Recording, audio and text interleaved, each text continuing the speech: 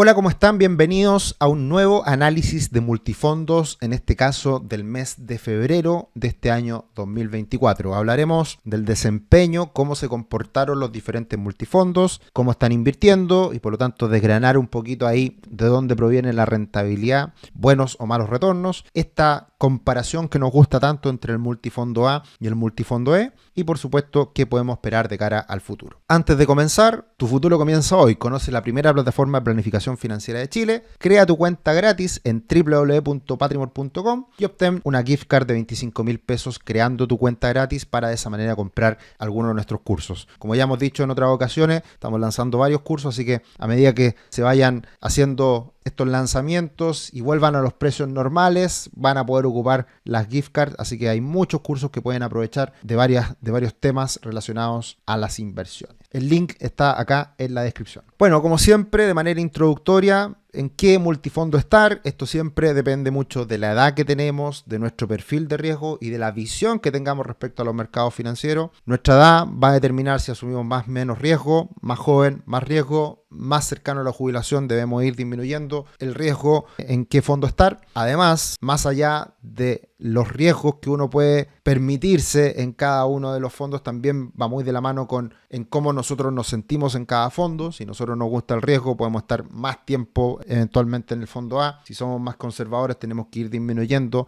el en qué fondo estar. Y eso depende, por supuesto, de nuestro perfil de riesgo en particular. Y por supuesto, acá lo que queremos nosotros es agregar valor, ayudar a que ustedes se puedan formar una opinión, puedan tener una idea de lo que está ocurriendo en los mercados y por lo tanto ustedes con toda esta información, contenido, herramientas, poder tomar la decisión de en qué multifondo estar. El desempeño del mes de febrero fue muy bueno para los multifondos más agresivos, más arriesgados. El multifondo A subió más de un 6% en este mes de febrero y en el acumulado del año lleva un poquito más de un 8%. Esto en términos reales. El multifondo B en torno a 4,6% de alza en febrero, casi 6% lo que va del año y evidentemente a medida que vamos bajando en la escala de riesgo, los fondos más conservadores, el fondo E, ha tenido caídas tanto en febrero como en lo que va del año. Ya vamos a explicar por qué, cuál es la razón de esa caída del multifondo E en particular. En los últimos 12 meses, en términos reales, todos obtienen rentabilidades positivas. El fondo A se ha recuperado muchísimo, el fondo E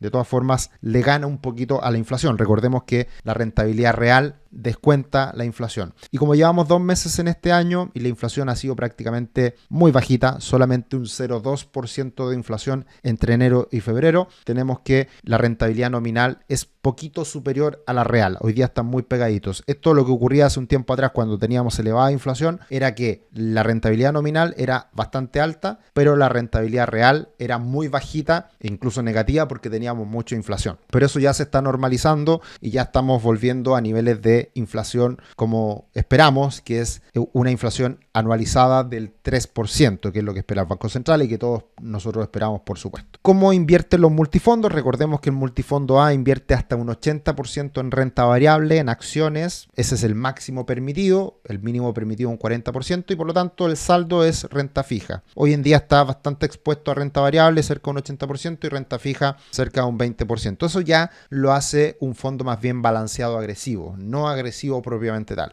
Y el típico fondo balanceado, que es 60% acciones, 40% renta fija, es el típico fondo balanceado que en este caso es el fondo B. Y por eso muchas veces se equivoca, digamos, el discurso relacionado a un balanceado como el fondo C, porque el balanceado fondo C es bastante más conservador que lo que es un balanceado típico que uno utiliza en la industria a la hora de invertir. Así que ahí están los diferentes porcentajes. El más conservador prácticamente todo lo invierte en renta fija. ¿Y cómo fue el comportamiento de los diferentes fondos que analizamos mes a mes? En este caso el fondo A de Habitat renta un 6,5%, el Moderate Pit de Fintual un 4,74%, el Risky Norris cerca de un 9%, muy orientado a acciones norteamericanas, a acciones más riesgosas, el fondo fondo mutuo arriesgado Focus B un 8% prácticamente y Banchile Agresivo Digital un 6,16%. Entonces, la verdad que el fondo A se ha vuelto a tener un buen desempeño, bastante más parecido a los fondos más arriesgados de la industria, pero recordemos que la comparación no es justa porque el fondo A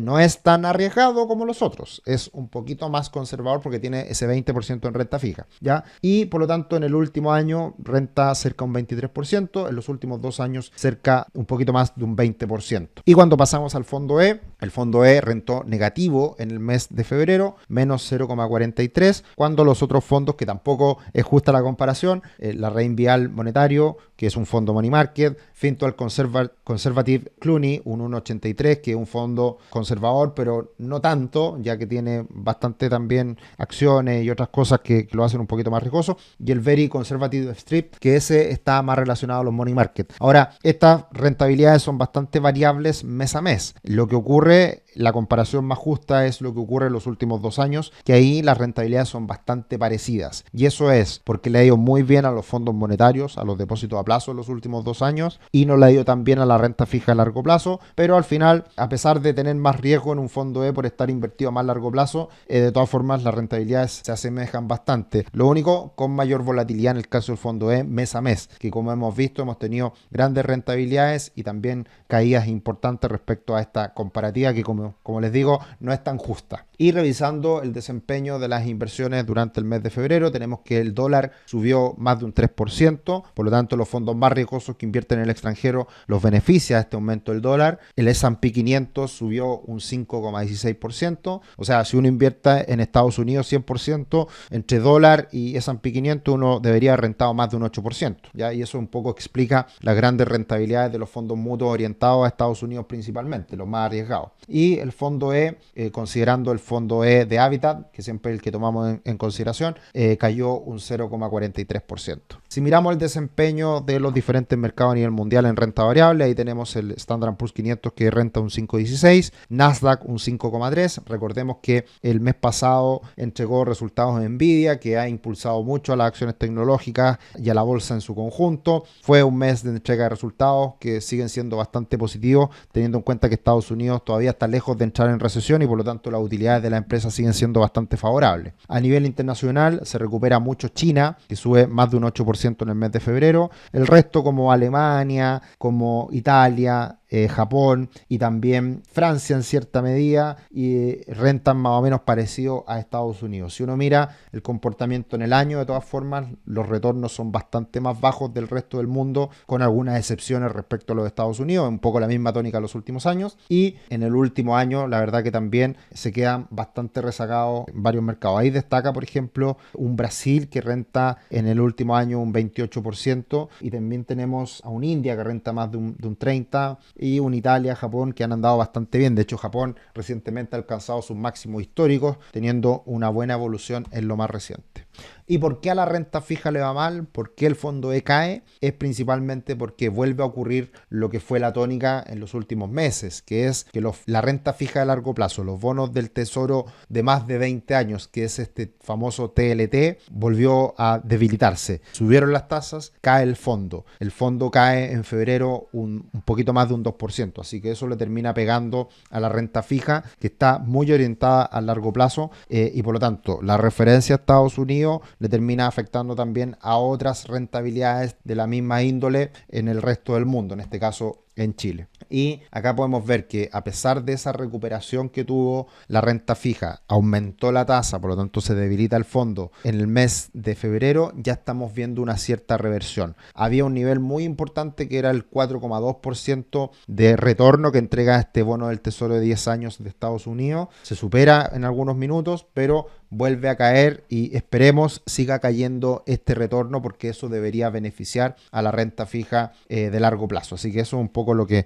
estamos mirando muy de cerca en los últimos meses, y es algo que ha tenido gran impacto en el fondo más conservador, que es el fondo E. Ahora, pasando a la comparación del fondo A con el fondo E, que nos gusta mucho esta comparación porque básicamente lo que acá observamos es que vamos a pasar al siguiente gráfico, que es la evolución normal que debería tener este gráfico, esta comparativa A-E, es que la tendencia sea con una pendiente positiva. ¿Por qué? Porque el fondo A, como es de más riesgo, debería rentar más que el fondo E. Por lo tanto, esta comparación debiera ser positiva. Y hace algún tiempo atrás, hace un año atrás aproximadamente, veíamos que esto estaba en niveles mínimos y era esperable que al fondo A le fuera mejor que al fondo E en el tiempo, y eso es lo que ha venido ocurriendo en los últimos meses. De hecho, ahora se alcanza un nivel máximo de prácticamente los últimos 2 años en esta comparativa, en donde se recupera el fondo A con mucha fuerza respecto al fondo E. ¿Cuáles han sido los principales factores que han incidido en esta alta volatilidad y en estos cambios entre el fondo A y el E? El estallido social, la pandemia y los debates respecto a los retiros. Ahora todo se normaliza de cierta manera, se aquieta estos impactos internos que teníamos con estas discusiones, principalmente políticos,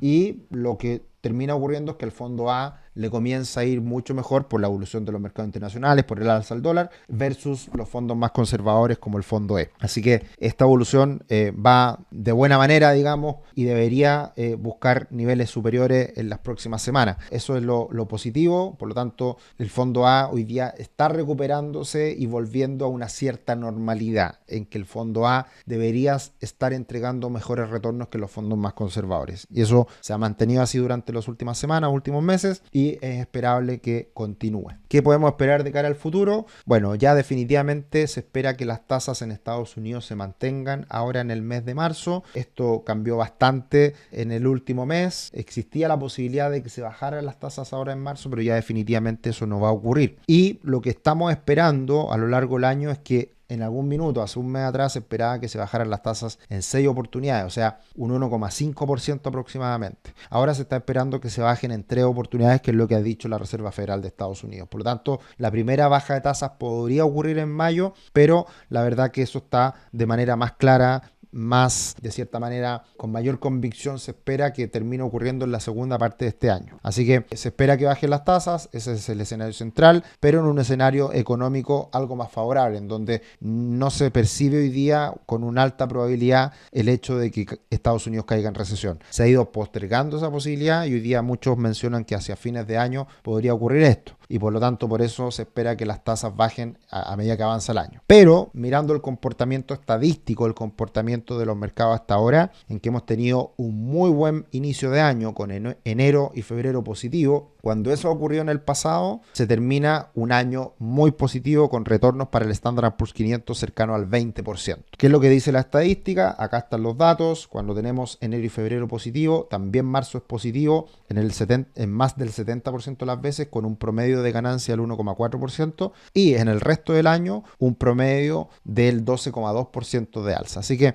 esto ya es muy positivo, es muy favorable respecto a lo que podría pasar a lo largo del año. Y teniendo en cuenta que diciembre fue positivo, enero positivo y febrero positivo, marzo debería ser incluso mejor que la estadística anterior, y en lo que resta del año también debería ser mejor. Con un promedio del 15% en la totalidad de veces ha ocurrido esto, en que teniendo diciembre, enero, febrero positivo, el año en curso debería también terminar positivo con ganancias promedio del 15% aproximadamente. Esto es una estadística más, es un dato adicional a tener en cuenta, y la verdad que hasta ahora todo se ha visto muy favorable y podría seguir siendo así. Por lo tanto, esto podría seguir siendo positivo para los fondos más riesgosos. Lo que hemos visto en la renta fija, que era un poco lo que comentábamos anteriormente respecto a la renta fija internacional, es que el BCU, los bonos del Banco Central en UF a 10 años, han aumentado la tasa en el último tiempo. Por lo tanto, eso ha hecho que esta renta fija pierda valor. O sea, ha aumentado la tasa y los bonos han perdido algo de valor. Eso es lo que ha terminado impactando en la renta fija de largo plazo en Chile en el fondo E. Así que este es un gráfico que hemos incorporado y que estamos mirando mes a mes. Y acá está el desempeño del Standard & Poor's 500, que mantiene una tendencia inalteradamente alcista, muy alcista, y que la verdad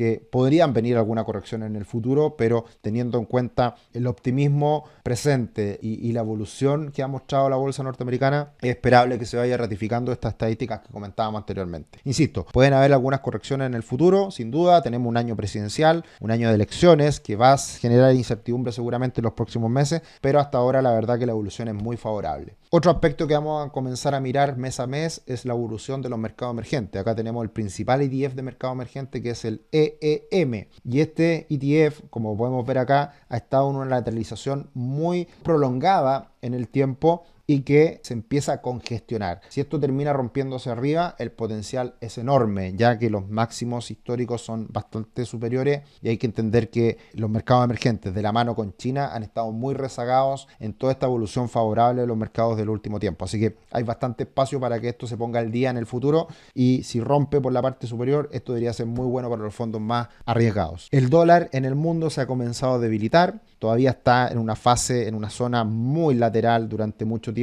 ha estado muy estable el dólar a nivel global, pero sería esperable con esta caída reciente que vaya a buscar nuevamente la parte inferior de este rango, así que eso también podría ser bueno para los mercados emergentes, también podría ser bueno para la renta variable en general, ya teniendo a Estados Unidos que ha ganado harto terreno para que el resto del mundo también se acople y acompañe esa buena evolución de los mercados a nivel internacional, la renta variable en particular. Y el dólar en Chile subió muchísimo en el último tiempo, esto de la mano con las fuertes bajas de tasas por parte del Banco Central que se van a mantener, así que el dólar llega nuevamente a las inmediaciones a los 1.000 pesos.